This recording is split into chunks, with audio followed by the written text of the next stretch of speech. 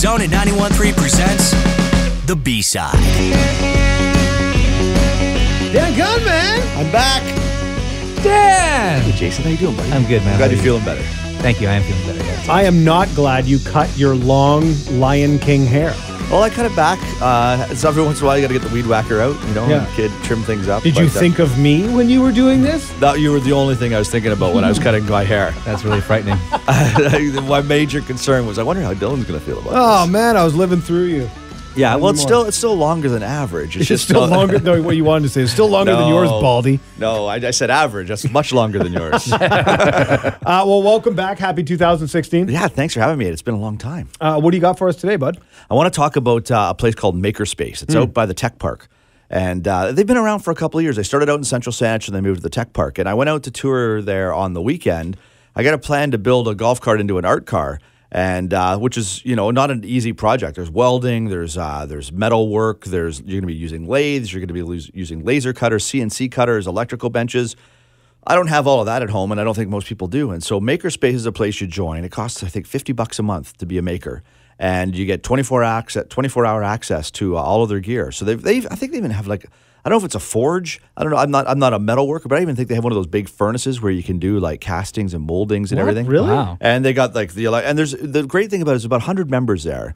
And 100 people that make stuff all the time are good people to know when you're trying to make something, to get advice from. So I think there's, you know, the community side, the peer support side.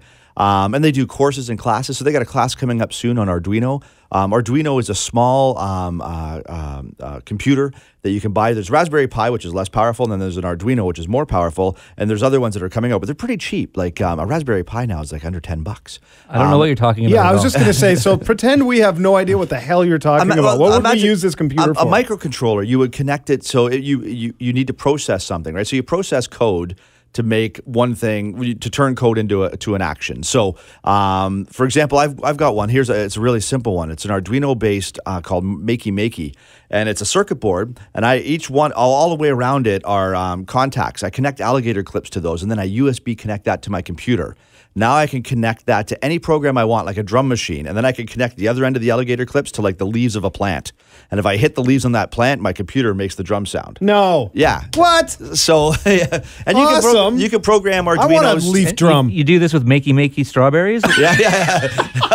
That's right. The Makey strawberry movement. It's huge. But it's all part of that open source movement where was made by, you know, some really bright people, and they just open sourced all the schematics. Cool. And now they're sold everywhere. So they're doing courses on that. And, you know, we're working on another project out for out at the airport, and I'm working with a group of students from the Pacific School of Innovation and Inquiry, and they're going to use an Arduino and a Raspberry Pi to power the thing that we're building. I'll tell you about it later when we're closer to revealing it.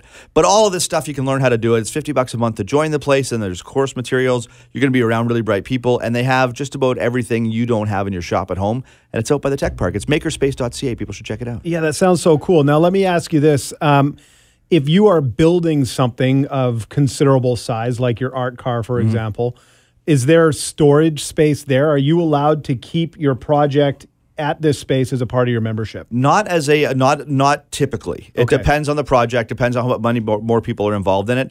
If all 100 people had a golf cart that they were trying to turn into a steampunk Santa sled, then you'd need a huge place. You need a parking lot. Yeah. And so typically, you know, you can leave some small materials around. They have a bit of a locker space and things like that. But the really big projects, they want you to sort of time your building, bring it in and out when you can. And we're looking at right now, I'm not sure if I can pull it off, but they've said to me, look, if you can turn this into a bunch of courses.